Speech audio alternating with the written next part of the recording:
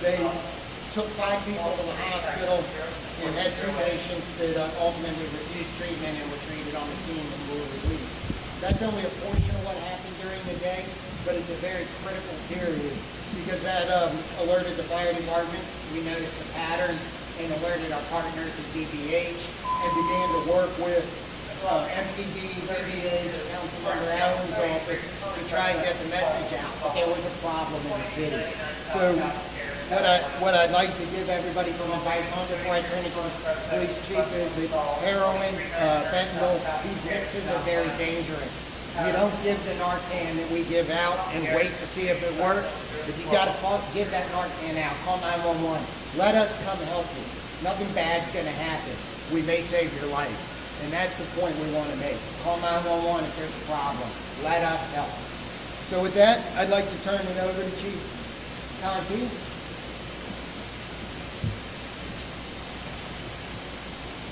Chief Conley. Good afternoon, everyone. I'm Chief Robert J. Contee III, Chief of the Metropolitan Police Department here in Washington, D.C. As Chief Donnelly mentioned, we responded with our partners in D.C. Fire and EMS to several overdoses on Friday. As Chief Donnelly mentioned, there were 5 people that have been hospitalized. 2 people walked away, but very sadly, we had 3 of our citizens who passed away as a result of this, of an overdose. They have been identified as 72-year-old Gloria Hamilton, 69-year-old Lawrence Lucas, and an adult female whose identity is being withheld pending next of kin notification.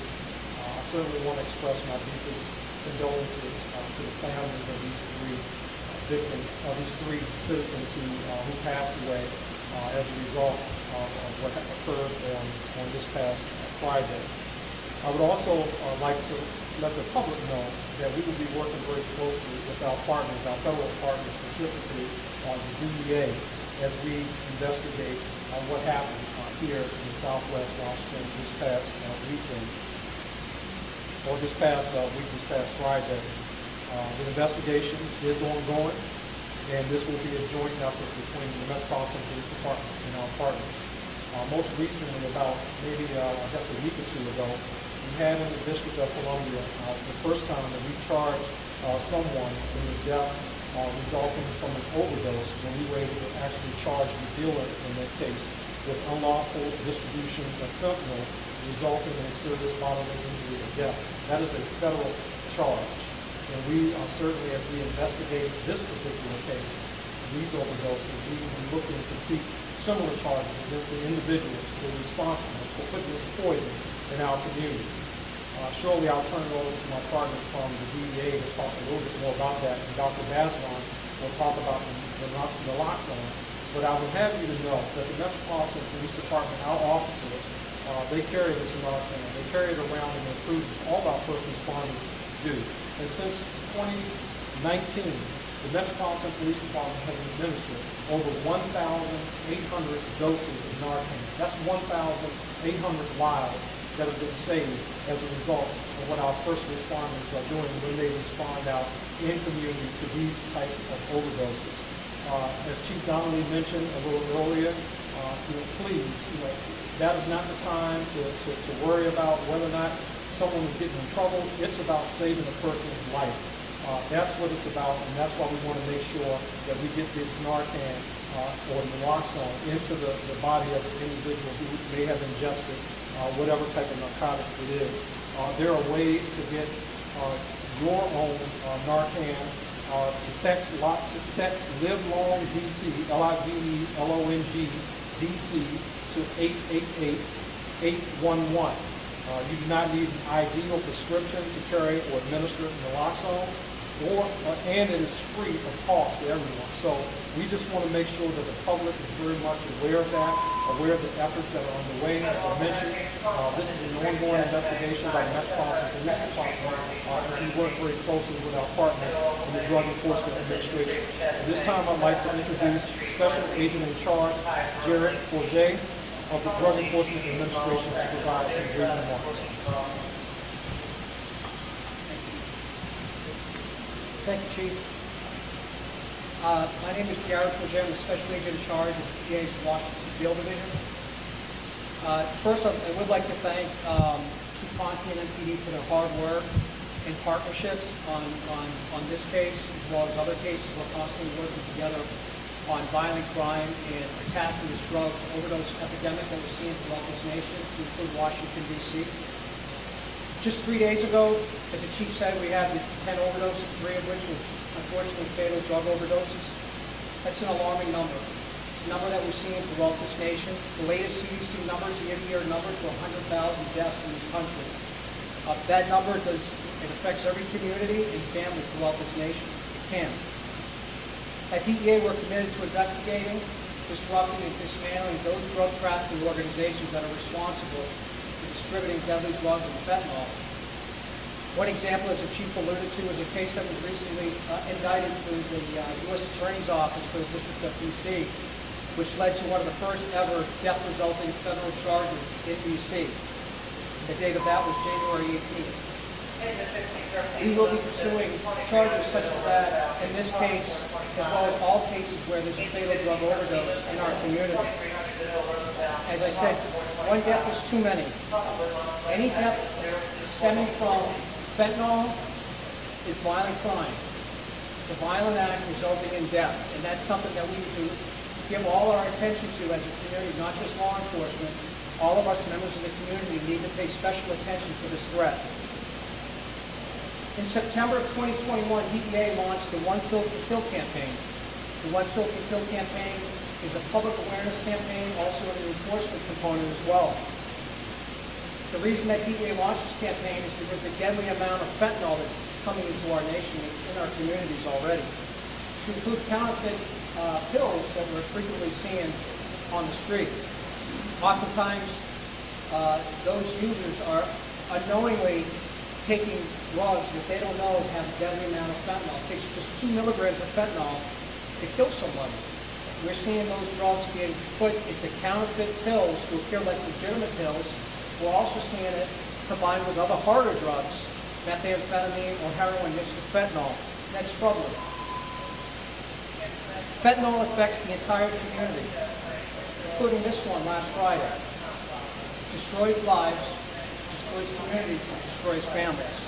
So I want everyone to know that DEA is here. We're working with our partners at MPD, and this is something that we're very much focused and committed to solving this problem. Thank you.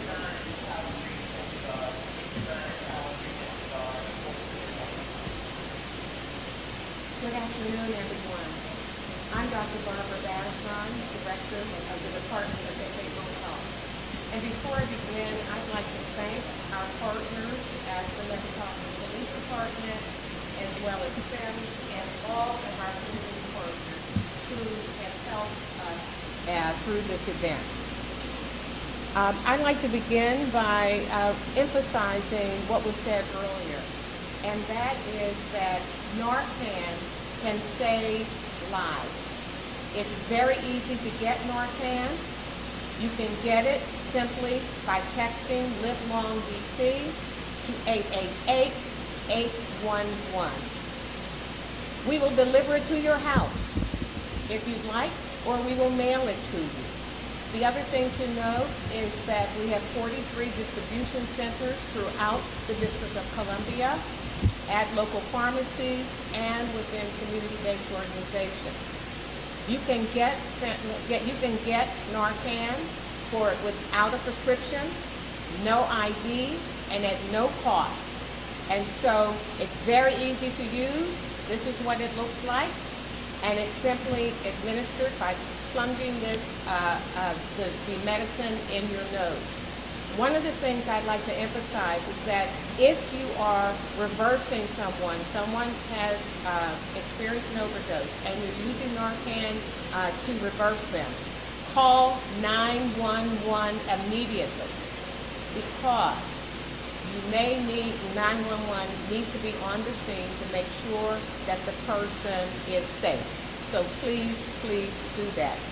The other thing that I did want to share with you is that we have our community response team as well as our outreach teams. who are in the community, and we're in the community during this event, handing out naloxone as well as information about where you can get treatment and what kind of services are available. If individuals require treatment, when they text Live Long DC at 888-811, you will not only get information about where you can get naloxone, but you will also get information about where you can receive treatment. And so that is an important number to note. We have agencies throughout our community that are available to help you. So remember that number. Remember naloxone, life-saving drug. This can save a life and reverse someone who's had an opioid epidemic.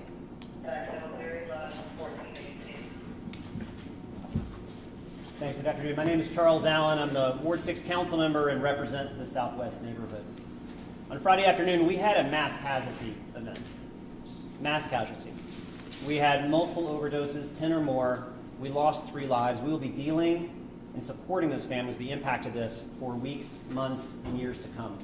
I'm really grateful for the community leaders that were there. Brian and Ruth Hamilton, George Kerr, John Madison, and so many more that worked hard to help support the families experiencing this deep loss. I personally want to thank Chief Donnelly, Chief Contee for the fast action of the men and women serving in the Fire and EMS Department and MPD. They saved lives. They revived people that day. But as you heard, there's 2 sides to this coin. One is the accountability for somebody who has put lethal poison into a community, and the other side of the coin that works on supporting individuals that struggle with substance use disorder and with addiction to help support them and be able to use tools like naloxone and Narcan to help save lives. Dr. Bazran, your team was out in the field as well. Thank you so much for the really quick action that your team took to really help make sure we're supporting. But we will have our neighbors, those that have lost, and I've been working with those families, but so many neighborhoods and so many neighbors that have been impacted that will be for weeks and months and years to come from this deep loss. So my gratitude for everybody, and I hope the message gets out, though, about what we can do as a community to help support our neighbors and recognize the signs and be able to use the tools we can to save a life. Thank you. All right, this concludes the, I guess, the official statements, and if there are a few questions, we can take a few questions if you have them. Derek, is that you? I'm sorry, this light is in my face. Hey, Derek, go ahead. Do batches of fentanyl, do they have any kind of signature or chemical footprint that allows you to trace back to the source? Or is it based on just information about where, who bought what? Yeah, so all of those things come into play, and our partners at the DEA, as we go through the lab analysis of what actually was out there, those signatures that you're talking about. Our hope is that we are able to trace it back to the source, to be able to hold that person or those individuals accountable for this. And Yes. one more question. The ages of the 3 people that died, is that unusual, 60 and up, or is that typically what you see, and are older people more susceptible? No, I think it's certainly within the range of what we've seen, quite frankly, nationwide with respect to some of the fentanyl overdoses we've seen. Next question. Any other questions? Sam? I have a question on carjacking. Is that acceptable since you're here? Yeah, sure. Okay. Go ahead, Sam. So, Chief, I understand an arrest was made in the carjacking of the council candidate. What could you tell us about that? So it's one of a few arrests that we hope to make in that case. So far, one individual has been taken into custody. And our carjacking task force, as I mentioned, we're working very hard to bring these carjacking cases to closure. Just repeat really, what I've already said. They've already, last year, they made over 149 arrests for carjacking. This year, they're making arrests for carjacking. Some of the individuals that are involved, quite a few of the individuals involved, are juveniles. We're certainly working with that, but we hope to bring some additional arrests in that case. I think there were a total of maybe 4 people that were involved in that, so that case is still an open and active investigation, so beyond that, not too much more I can say about it. And it was a juvenile, I understand, that you arrested? Yeah, I believe it was a juvenile in that case. I have to double check that. Was it a juvenile? Yeah, okay, confirmed that it was a juvenile in that case so far. Yep. I understand this is still under investigation, but do you know where the deadly badge could have come from? Who's responsible? What punishment they can be facing since 3 people died? Well, no, we don't know where it came from, but the punishment that they will face, as I mentioned a little earlier, again, we have our partners here from the DEA. There's a federal code that allows us to charge this person with distribution of this particular narcotic, which led to death in this case of these 3 individuals. So we'd be looking forward to charging the individual persons responsible under the federal code for that. And you mentioned the gender and age of the people who sadly died. What about the people who overdosed and were able to come back? Can you say their age or gender? Well, because technically they're witnesses, I don't want to put out too much information about them, but I'm just happy that those individuals thus far seem to be recovering, although everyone is not fully out of the woods yet. So I'll just ask the community at this point to keep them in your thoughts and prayers. You know, obviously, some of them are struggling with addiction issues and so forth, but people are not out of the woods on this thing just yet. Yep. Chief, is it your understanding that this fentanyl came from one source? It's hard to say, Sam. I don't know. I don't know just yet. Anyone else? Yes. Hey, Mark. If I can circle back to carjacking. Okay, sure. You and the mayor have been talking about the ecosystem of the council and the courts and the prosecutors, and over the weekend, Attorney General Racine took some exception to that, firing back at Mayor Bowser is unjustly now passing the blame to prosecutors. I just spoke to one of the victims from the Columbia Heights incident that happened last Monday night when there was that spree. What do you say to people like the Attorney General and to residents who say, you know, it's happening on your watch, yours and the mayor's watch, it's your responsibilities, they don't feel safe in these neighborhoods. What do you say to them at this point when they see this back and forth between our elected leaders? Mark, well, I'm not going back and forth with anyone. I think, you know, the bottom line is I'm just stating what the facts are with respect to what it is we're dealing with here. It's not the point blaming anyone. I have ultimate responsibility when it comes to what the law enforcement response is, and I think that when we talk about the ecosystem, we're just simply saying, or I'm simply saying in this case, that, you know, that is something that we have to look at. If we are still having carjackings occur, if we're arresting kids, and we have restorative justice things in place, and we're trying to find alternatives, and you still have young people, 100 of them last year, still engaged in carjacking, then I think where else should we look, right? The ecosystem is what is ultimately responsible, right? Ultimately, I'm responsible for the law enforcement side. I don't do the other parts of the justice system ecosystem. I'm not responsible for those parts. But I'm sure, you know, I mean, the council members here, I'm sure everybody has a responsibility to look in the areas that they have responsibility for, to ask the question, what should we or could we be doing differently? And that's the point that I'm trying to make here with respect to the carjacking cases that we're seeing here in the District of Columbia. I mean, it's no secret, you know, several or many of these cases, even our most recent ones, have involved, you know, a lot of juveniles. I'm meeting with my partner in Prince George's County, and guess what? He's experiencing a lot of the same issues in Prince George's County. So to say that we should not look at it and we should not examine it holistically, you know, I don't think that that's the space where we need to be. I think the intention is there for everyone, quite frankly, to make sure that we are looking at these cases for what they are and trying to get to the point where they're not happening in community, and community members are not afraid to drive their car. Community members are not afraid, you know, when they see a juvenile walking the streets of the District of Columbia thinking that they may be carjacked. I mean, we got a lot of work to do in this space. I'm committed to doing my part. My name is Ruth Nielsen. I'm pastor in the neighborhood, Hi, Ruth. and worked with Christine Spencer, who's the resident council president of James Street. And she's very concerned about Half Street as a hot spot. And we're trying to understand how you treat that spot, because she's been told that a lot of people come and hang out on Half Street, which is where the man died down the alley, right behind Friendly's Market. They come there from out, they're not residents there. They come and they just hang out there. The firefighter was shot there earlier in the year, last year. What can we do? She's told that the police say, we can't arrest you, we can't move anybody on because there are no loitering laws. So she doesn't know what to do. And when I was leaving Gloria's house the other day, I walked right by another drug deal. A Virginia car was sitting right there. A woman was buying drugs 100 feet from the dead man's body. Yeah. So I don't know. There seems to be something. There are hot spots that we need to address holistically, and I'd like to know what you're doing. Yeah, so I think the last point that you just made, addressing these things holistically, the Metropolitan Police Department, we will certainly address the law enforcement piece of that. Sure, we cannot stop people from, other people who may have lived in the community at one point, who come back to those communities, or people who live in those communities, from hanging out in the community. It's something that we see in neighborhoods, but the point that officers are really focused in on is when people are engaged in illegal behavior.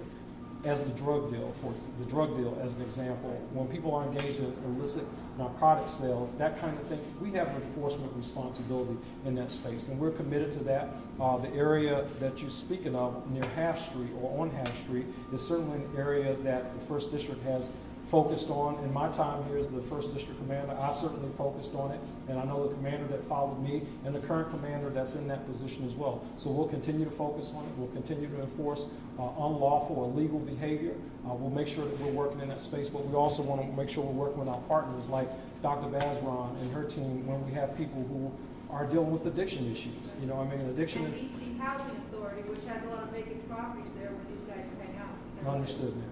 Yep. What was the timeline? Dr. Bazran, sorry. Yep. Yes, we have our community response team, which is in the community every day, 24/7, and their role is to work with communities, and if there are individuals who do need help, to engage with them. So over time, they will grow into care. And that's done every single day. And we do focus on hotspots. In an instance in which there is a hotspot and there have been a number of deaths in that area, we immediately deploy there our community response team as well as our outreach teams to not only distribute naloxone, but also to provide the support people need because of the trauma that's associated with that. All right, we'll take one last question. Is there any debate that the first responders have heard about police officers retiring after getting convicted of poisoning, they cut somebody, they exaggerated it, they use medical procedures to define location? Yeah, thanks. That's a great question, Derek. Our first responders are certainly exposed as they go out and have to deal with this illegal drug in the community. As Special Agent in Charge, Jose mentioned, it's a very small amount of fentanyl, man, that really can very easily take a life. So just as we would use this Narcan on a potential overdose victim, these are in all of our patrol cars, and if needed, to reverse the effects of it, if we needed to use on one of our officers, we certainly would do that. So, again, it's an important tool. I can't stress that enough. At the end of the day, we're really just trying to save lives, Derek. I mean, that's what we want to do. We want to make sure that no one else dies as a result, needlessly, but as a result of an illegal narcotic in the community. Thank you guys for your time. Yeah? Okay.